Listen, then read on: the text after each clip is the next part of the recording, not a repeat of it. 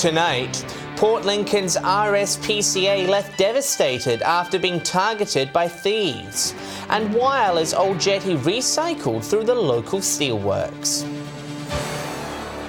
With the latest from around the region, your nightly news with John Hunt begins now. Good evening. Port Lincoln's RSPCA has been left shaken after thieves broke into the shelter and made off with the store's safe. Volunteers say it'll take months to recoup the money stolen. Months of donations gone overnight. The RSPCA counting its losses after thieves broke into the shelter and swiped the store's safe. Really disappointed, and to know that someone within our community has sort of targeted us to steal from us. Volunteers say the shelter was targeted on Tuesday night. The robbers used the front window to gain access into the cat nursery. A couple of the cats were missing when we came into work. We have since been able to find both of those cats, and they're both well. Once inside, the safe, which contained more than $1,500 worth of donations, was stolen. That's going to have quite a big effect on us and on what we're going to be able to do with the animals and things sort of moving forward in the next few months. Workers say it'll take months of fundraisers to recoup the loss. That amount of money would probably be the equivalent of maybe 4 or 5 fundraising events. So it's a really tough blow for us. Volunteers say they feel personally targeted by the incident and have been forced to install extra security to make sure it doesn't happen again. If there were any way that that they were able to, sort of rethink their actions and get the money back to us, that would be fantastic. Anyone with information is asked to contact Crime Stoppers. Nathan Rector, 7 Spencer Golf News. Broken Hill Police are calling for any witnesses who saw a robbery at a local park on Saturday to come forward. Officers allege while a 60-year-old man was sitting in Lyons Park in Glen Street, he was approached by a man and woman believed to be of Aboriginal Torres Strait Islander appearance. It's alleged the pair threatened him with a pair of scissors and demanded cash. For anyone in that area around that time, so it was on Glen Street, 4:40 on Saturday afternoon, they might have been a pass there, they may have CCTV footage at their homes that faces the street, or they could have been in their car and they have dash cams. Anyone with information should contact Crime Stoppers. Meanwhile, Wyala police caught 2 drink drivers over the weekend. In the first instance, police found a car crashed into an embankment on Iron Knob Road Saturday morning. It's alleged the 27-year-old driver then returned a positive reading. He subsequently recorded a breath test reading of .158, which is nearly 3 times the legal limit. This again underscores that no matter how often we publicise the message of not mixing alcohol with driving, people fail to hear those warnings. Meanwhile, a 47-year-old man allegedly recorded a reading of .132 after being pulled over in Whitehead Street Saturday night. Both will appear in court at a later date.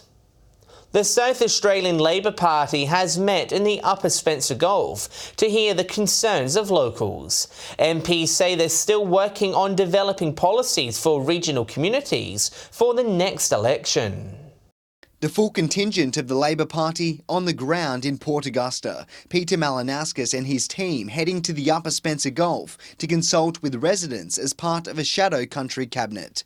To hear from people's concerns directly, but also to be able to engage with them as we develop a policy in the lead up to the 2022 state election. With the election 2.5 years away, the party says it's looking to develop a policy that benefits regional communities.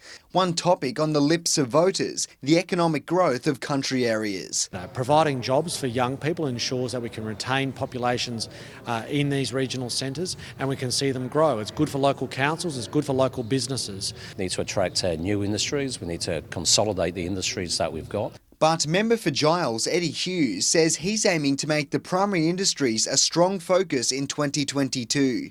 In the wake of a snapper ban and one of our worst droughts on record, he says the current state government has abandoned the sector. In their first budget and in their second budget, not a single cent allocated to assist their farmers. So that sends a really bad message. Garth Burley, 7 Spencer Golf News. Steel from the old Wyler jetty has been recycled back at GFG Alliance's steelworks. The partnership between the company and council is aimed at creating a sustainable future. A new lease on life for this steel. Previously holding the Wyler jetty up for more than 40 years, it's now returning back to the steelworks. We can reuse and recycle. We like to do that where possible. So it's great to be able to partner with council and take the steel that they no longer use and send it back through the process. The original jetty was built by former owners BHP in the 1970s. It's now heading towards the same furnace in which it was forged. But we're also very conscious about recycling, so it's a really positive outcome that we can actually repurpose parts of the old jetty structure here at GFG. GFG says it would continue to work with the Wyler Council for a more sustainable future. And scrap is a perfect example of that. This has served its purpose for 40 years, but it still can now go back through the process and be reborn and used for another project. And we are very, very proud that we can actually use the old structure for new projects. GFG says this scrap will be used for various other projects after being put in the steel-making furnace behind me. Today is an example of Wyler City Council working with our major industry for the betterment of our city. GFG is also donating the steel for the upcoming jetty. Shari Hams, 7 Spencer Gulf News.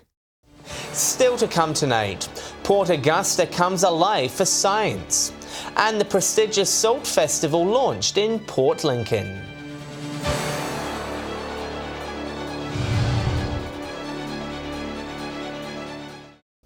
Welcome back. Hundreds of children have got a taste of science in Port Augusta over the weekend. Event organisers say they'll hope it'll spark interest in pursuing a science-based career. For 13 years, Science Alive has shown children the weird, wacky and futuristic world of science. From virtual reality to robots, the free event showing kids there's something for everyone. It's really cool to be interested in science, and look how much fun you can have. Using products as simple as slime, the event aims to teach kids about science and its impact on the world. For the younger kids, slime, you can't beat it. But for the older kids, the robotics workshops are really popular. The chemistry behind it's really quite hard to understand, but I think the principal idea is to get them engaged into seeing that things can change when you add and mix things together. A range of different organisations played a part in showcasing different elements. The Environmental Protection Authority using interactive workshops to demonstrate the use of water quality, noise, odour and waste. So we're really keen to get the kids engaged and a bit more aware in what we actually do at the authority. Organisers are confident events like this will promote jobs in the future. In South Australia we have huge opportunities in that space with the Australian Space Agency, with the defence industry, with renewable energy industry. Laura Milovanovic, 7 Spencer Gulf News. The South Australian Government is putting $1.86 million towards a national sexual violence prevention campaign. The funding will be spent over 3 years and will be utilised in a range of community engagement activities across the region. Assistant Minister Carolyn Powers says it will also contribute to the successful national campaign Stop It at the Start, which has been viewed over 45 million times online. Mid-North locals flocked in their numbers to the annual Clare Valley Shoaib, held at the local showgrounds over the weekend. Vendors were busy all Saturday, with hundreds of people attending. Locals say it's about showcasing the region's best produce. It's a very social thing as a rule, and whether it's children bringing eggs or people bringing vegetables or farm produce like wheat and barley or livestock, prime lambs or cattle. Port Lincoln's largest mural has been unveiled by local artist Josh Harris, the colourful piece helping to launch the 2020 Salt Festival. A bird of prey jumping out of the wall, taking flight in Port Lincoln. It's the town's latest and largest mural to be splashed against the walls. It took a few months to complete only because of work commitments and whatever else, so I couldn't be down here all the time. But I suppose in total there was all up probably a week or two. More than 40 litres of oil paint went into the mural, with 8 different shades of colour on each feather. It's to send a message as well with the graffiti style lettering saying "Soar Above." It was just trying to bring a positive positive spin to what can sometimes be a pretty dull and grey and negative world that we live in. It's one of Josh Harris's last works in Port Lincoln before he moves to Queensland, leaving a legacy of more than 23 murals across the region. Don't be surprised if I make a bit of a cameo here and there and come back every now and then and spread a bit more colour around this beautiful place. The colourful piece was used to help kickstart next year's Salt Festival, with some exciting cultural events already in the pipeline. Over the last number of years, we've had 450 events over the last 3 years. So next year will be some of the same, but a lot of the new as well. Some fan favourites, such as the pandanus weaving workshop, set to make a return. There will just be so much to see, so much to get involved in. Nathan Rector, St Spencer Golf News. Broken Hill's best sportsmen and women will be honoured at a special event next month. Now in its second year, the Sportsperson of the Year Awards honours the city's greatest sports stars and volunteers. From shooting hoops to shooting targets, from tennis champions to swimming champions, it's a night to celebrate the best of Broken Hill sport. They don't have to do the sporting achievement locally, but as long as they live locally. The inaugural Sportsperson of the Year Awards were held last year in memory of local sport legend Robert Schofield. 6 categories are presented across the night. Sportsman of the Year, Junior Sportsperson of the Year, Senior Sportsperson, which is over 55 this year. There's also Best Junior and Senior Teams and the Service to Sport Award, won last year by Peter Keenan from the tennis. I was thought we'd go to the night and have a good night sitting around, have a bit of a chat. But I was a bit shocked when I got it. I thought other people might have got it instead of me. Over $2,000 was raised at last year's ceremony, donated to the local palliative care team at the hospital. Palliative care just does so much good work around Broken Hill, and all the money stays in Broken Hill. They buy equipment that they need, and that's what I like so much about palliative care. It's all kept local. Nominations for the awards close on Friday and can be made at the Barrier Daily Truth office. Patrick Reinke, 7 Spencer Golf News. Stay with us after the break. We'll take a look at round 1 cricket action from across the region. And I'll have the latest weather forecast.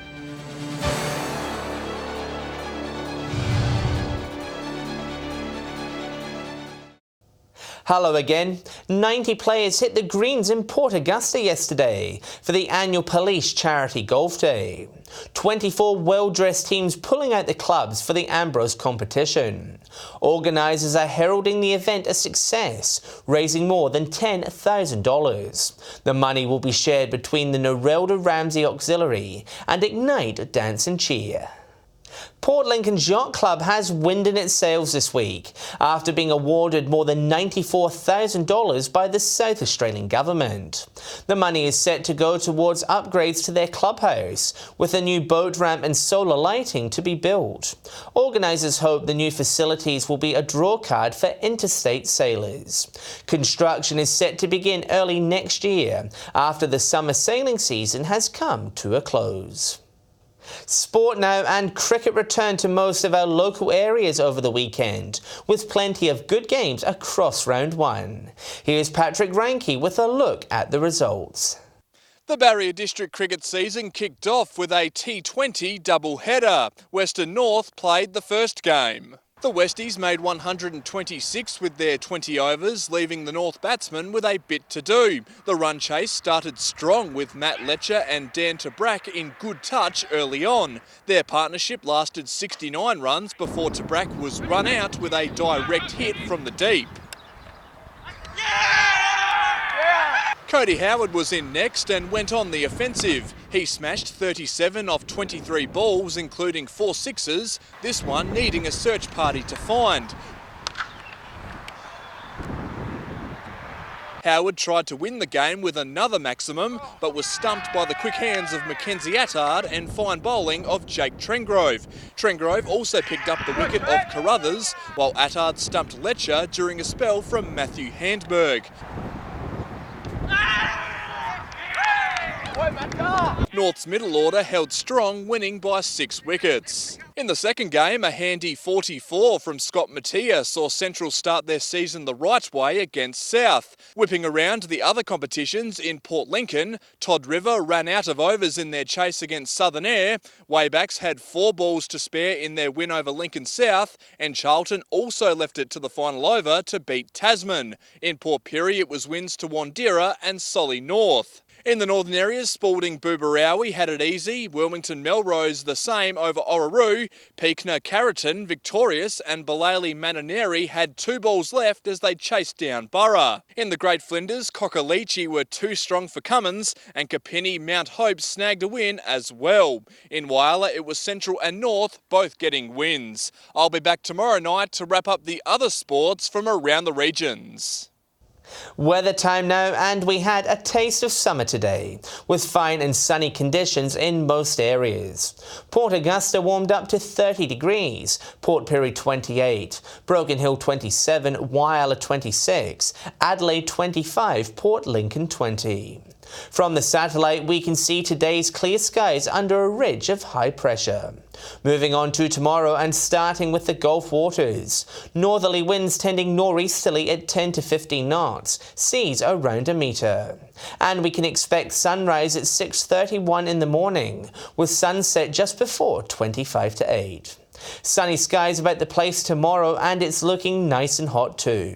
Port Augusta and Woodna both rising into the mid-30s with tops of 34.